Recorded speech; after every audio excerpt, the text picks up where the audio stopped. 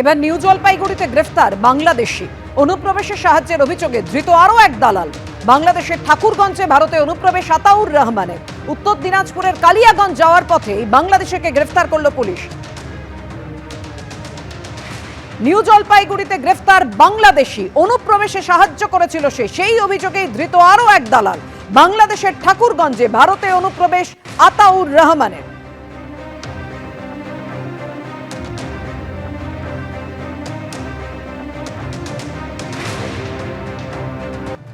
সৈফ আলী খানের উপরে হামলার পর এবার বলিউডের 4 তারকাকে খুনের হুমকি। পাকিস্তান থেকে 4 তারকাকে খুনের হুমকি দেওয়া হয়েছে বলে অভিযোগ উঠছে।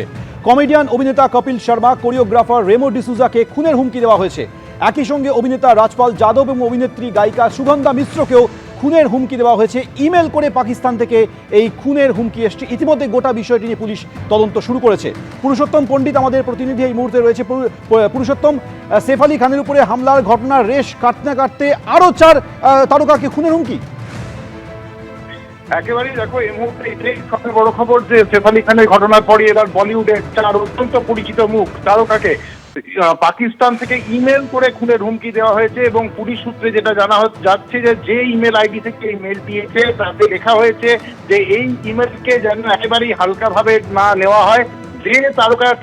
যে 4 জন তারকাকে খুনের হুমকি দেওয়া হয়েছে তাদের প্রাত্যহিক জীবনযাপন এবং গতিবিধির ওপর নজর রাখা হচ্ছে বলেও জানানো হয়েছে সেই ইমেলে।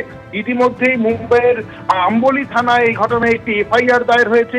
মুম্বাই পুলিশ এই মুহূর্তে পুরো বিষয়টির তদন্তে নেমেছে। শুধুমাত্র সৈফ আলী খানের ওপর পরেই এই বিষয়টি নিয়ে এখন নড়ে চড়ে বসেছে মুম্বাই পুলিশ। অভিনেতা রাজপাল যাদব, কপিল শর্মা এবং সুগন্ধা মিশ্র এবং কোরিওগ্রাফার রেমো ডিসুজার কাছে ইমেল এসেছে পাকিস্তান থেকে, যাতে তাদের খুনের হুমকি দেওয়া হয়েছে। ধন্যবাদ পুরুষোত্তম। অভিনেতা সৈফ আলী খানের হামলা নিয়ে গোটা দেশে আপনারা জানেন চাঞ্চল্য ছড়িয়ে পড়ে। সেই সৈফ আলী খানের হামলার ঘটনায় যাকে গ্রেফতার করা হয়েছে তাই নিয়ে ধৃতের বাবার বিস্ফোরক দাবি। সিসিটিভিতে যে ব্যক্তিকে দেখা যাচ্ছে সে আমার ছেলে নয়। হামলাকাণ্ডে বিস্ফোরক অভিযোগ ধৃতের বাবার। সিসিটিভিতে যে ব্যক্তিকে দেখতে পাওয়া যাচ্ছে সে আমার ছেলে নয় বলে দাবি করেছেন ধৃতের বাবা। যে ব্যক্তিকে গ্রেফতার করা হয়েছে সে আমার ছেলে, বিস্ফোরক দাবি ধৃতের বাবার।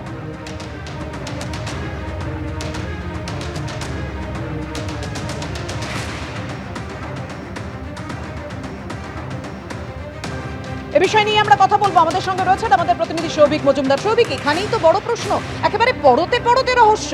এবার ধৃতের বাবা যে অভিযোগ করছে সিসিটিভিতে যে ব্যক্তিকে দেখা যাচ্ছে সে আমার ছেলে নয়, তাহলে সে কে?